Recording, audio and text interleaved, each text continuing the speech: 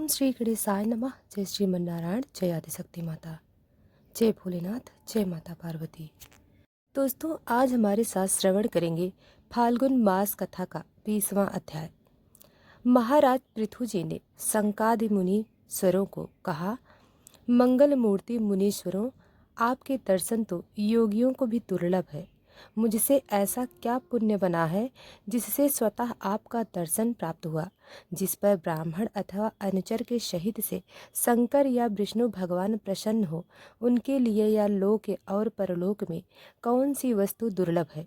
जिनके घरों में आप जैसे पूज्य पुरुष उनके जल तृण पृथ्वी गृह स्वामी अथवा सेविका किसी अन्य पदार्थों को कर लेते हैं, वे गृहस्थ धनहीन होने पर भी धन्य हैं।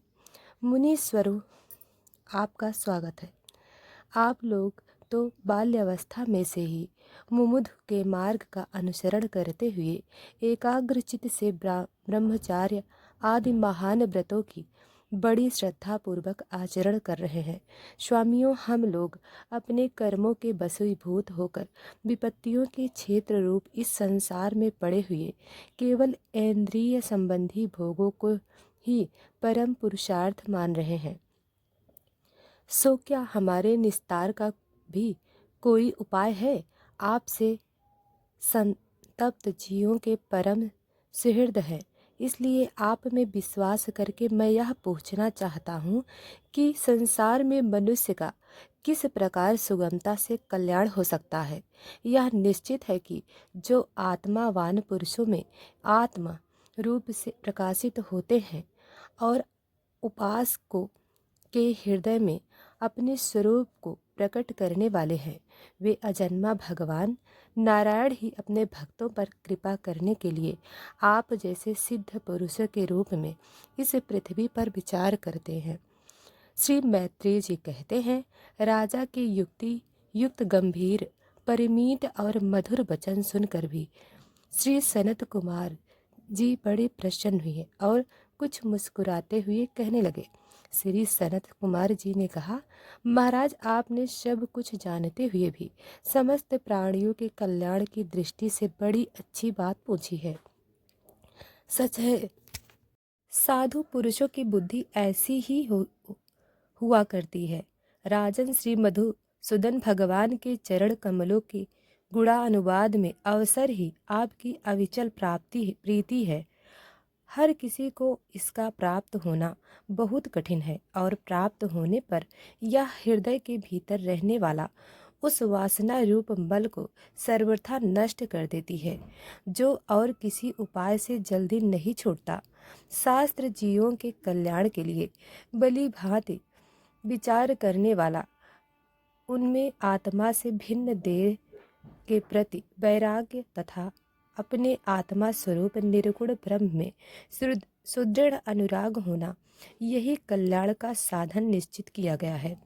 शास्त्रों का यह भी कहना है कि गुरु और शास्त्र के वचनों में विश्वास रखने से, भागवत धर्मों का आचरण करने से, तत्व जिज्ञासा से, ज्ञानी योगी की निष्ठा से, योगेश्वर श्री हरि की उपासना से, नित्य प्रति पूर्ण कीर्ति श्री भगवान की पावन कथाओं को सुनने से, जो लोग धन और इंद्रियों के भोगों में ही रत रहते हैं, उनकी गोष्ठी में प्रेम न रखने से, उन्हें प्रिय लगने वाले पदार्थों का आसक्ति पूर्वक संग्रह न करने से, भगवत गुणामणि अन्य समय आत्मा में ही संतुष्ट रखते हुए एकांत सेवन में प्रेम रखने से, किसी भी जीव को कष्ट न देने से, निवृत्ति निष्ठा से, आत्मा हित का अनुसरण करते रहने से, श्री हरि के पवित्र चरित्र रूप श्रेष्ठ अमृत का आस्वादन करने से, निष्काम भाव से, यम नियमों का पालन करने से, कभी किसी की निंदा न करने से, योग क्षेम के लिए प्रयत्न करने से, संतोष आदि द्वंद्व को सहन करने से, भक्तजनों के कानों को सुख देने वाले श्री हरि के गुणों का बराबर वर्णन करने से और बढ़ते हुए भक्ति भाव से मनुष्य का कार्य कारण रूप संपूर्ण जड़ प्रपंच से वैराग्य हो जाता है और आत्मस्वरूप निर्गुण परम ब्रह्म में अनायत ही उसकी प्रीति हो जाती है। परम ब्रह्म में सुदृढ़ प्रीति हो जाने पर पुरुष सद्गुण की शरण लेता है।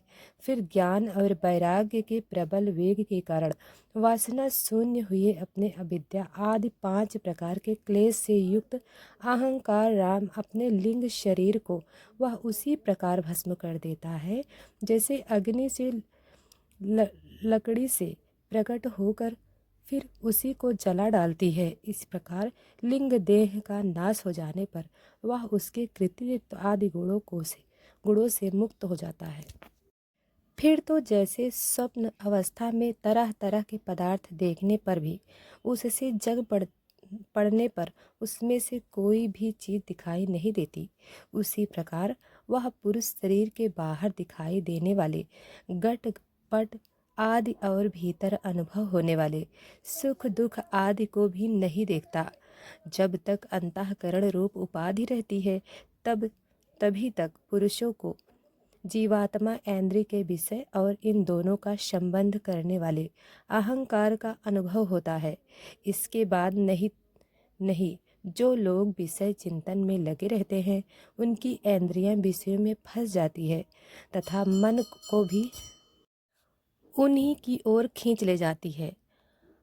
धन और इंद्रियों के विषयों का चिंतन करना मनुष्य के सभी पुरुषार्थ का नाश करने वाला है, क्योंकि इनकी चिंता से वह ज्ञान विज्ञान से भस्म होकर वृक्ष आदि स्थावर योनियों में जन्म पाता है। इसलिए इसे अज्ञान अहंकार से पार होने की इच्छा हो उस पुरुष को विषयों में आसक्ति कभी नहीं करनी चाहिए, क्योंकि यह धर्म अर्थ काम और मोक्ष आदि की प्राप्ति में बड़ी बाधक है। इन 4 पुरुषार्थ में भी सबसे श्रेष्ठ मोक्ष ही माना जाता है, क्योंकि अन्य इन पुरुषार्थ में सर्वथा काल का भय लगा रहता है। हे राजन, जो भगवान देह इंद्रिय प्राण बुद्धि और अहंकार से आवृत सभी अस्थावर जगन प्राणियों के हृदय में जीव के नियामक अंतर्यामी आत्मा रूप से सर्वत्र साक्षात प्रकाशित हो रहे हैं, उन्हें तुम वह मैं ही हूँ ऐसा जानो। श्री मैत्रेय जी कहते हैं, विदुर जी ब्रह्म जी के पुत्र आत्मज्ञानी सनत कुमार जी से इस प्रकार आत्म तत्व का उपदेश पाकर महाराज पृथु ने उनकी बहुत प्रशंसा करते हुए कहा। राजा पृथु ने कहा, भगवान दीनदयाल श्री हरि ने मुझ पर पहले कृपा की थी, उसी को पूर्ण करने के लिए आप लोग पधारे हैं। आप लोग बड़े ही दयालु हैं। जिस कार्य के लिए आप लोग पधारे थे उसे आप लोगों ने अच्छी तरह संपन्न कर दिया। अब इसके बदले में मैं आप लोगों को क्या दूं? आप लोग वेद के पारगामी हैं। आपने अध्यात्म तत्व का विचार करके हमें निश्चित रूप से समझा दिया है कि भगवान के प्रति इस प्रकार की अभेद भक्ति की उनकी उपलब्धि का प्रधान साधन है। आप लोग परम कृपालु हैं, अतः अपने इस दोनों धार रूप कर्म से ही सर्वदा संतुष्ट रहे। आपके इस उपकार का बदला कोई क्या दे सकता है? इसके लिए प्रयत्न करना भी अपनी हंसी कराना ही है। श्री मैत्रेय जी कहते हैं, विदुर जी आदिराज पृथु ने आत्मज्ञानियों में श्रेष्ठ सनकादि की पूजा की और वे उनके शल की प्रशंसा करते हुए सब लोगों के सामने ही आकाश मार्ग में चले गए। आत्माओं के अग्रगण महाराज पृथु उनसे आत्मोपदेश पाकर चित्त को एकाग्रता में आत्मा में ही स्थित रहने के कारण अपने को कृत सा अनुभव करने लगे। तो इसी के साथ यह अध्याय समाप्त हुआ। हम आगे की कथा कल सुनाएंगे। तो दोस्तों प्रेम से बोलिए जय श्रीमन नारायण। दोस्तों वीडियो को लाइक सब्सक्राइब नहीं किया है तो अभी कर ले। धन्यवाद।